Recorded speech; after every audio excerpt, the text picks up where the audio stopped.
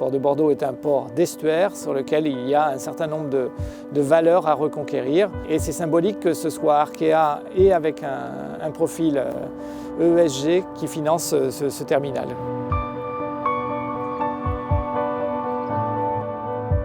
Le Prépacte, c'est une démarche que nous avons créée pour pouvoir accompagner la transition environnementale et sociale de nos clients.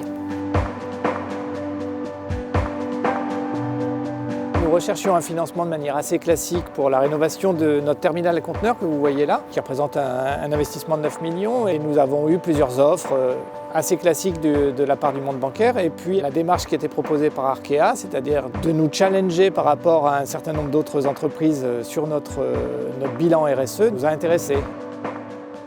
Quand on parle de ce marché du prêt impact, on parle notamment de gros acteurs, des tickets entre 100 et 500 millions d'euros. Ce qu'on a souhaité faire chez Arkea Bank, c'est le rendre accessible à nos clients à partir de 3 millions d'euros. Le port de Bordeaux est un acteur majeur du territoire. Et dans ce cadre-là, il doit aussi donner un exemple d'un rôle social fort. L'égalité homme-femme au sein de la gouvernance, le handicap, évidemment l'écologie, les économies d'énergie, mais aussi un rôle social très marqué sur notre responsabilité en tant qu'acheteur, sur notre responsabilité en tant qu'acteur économique.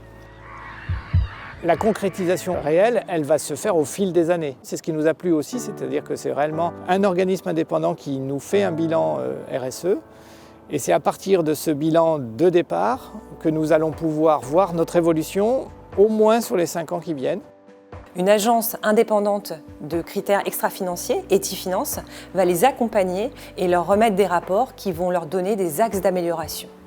L'intérêt pour le client, c'est que s'il réalise ses objectifs extra-financiers, il va pouvoir bénéficier de plusieurs baisses de taux. Voici le terminal à conteneurs sur lequel vous avez participé pour le financement, qui est dans sa dernière phase. D'accord. D'ailleurs, à ce sujet, on a reçu ce matin le rapport ESG de la part d'Etifinance. D'accord.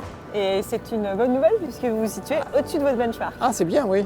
Donc ça va vous permettre une première bonification, ce qui est plutôt une bonne nouvelle. Merci, et surtout les axes d'amélioration qu'il propose. Sur lesquels on va pouvoir travailler, nous, dès demain, dès qu'on a reçu le bilan. Ces évaluations annuelles, elles nous permettent d'aller à la rencontre de nos clients et d'évoquer avec eux des sujets qui vont au-delà de l'aspect purement financier.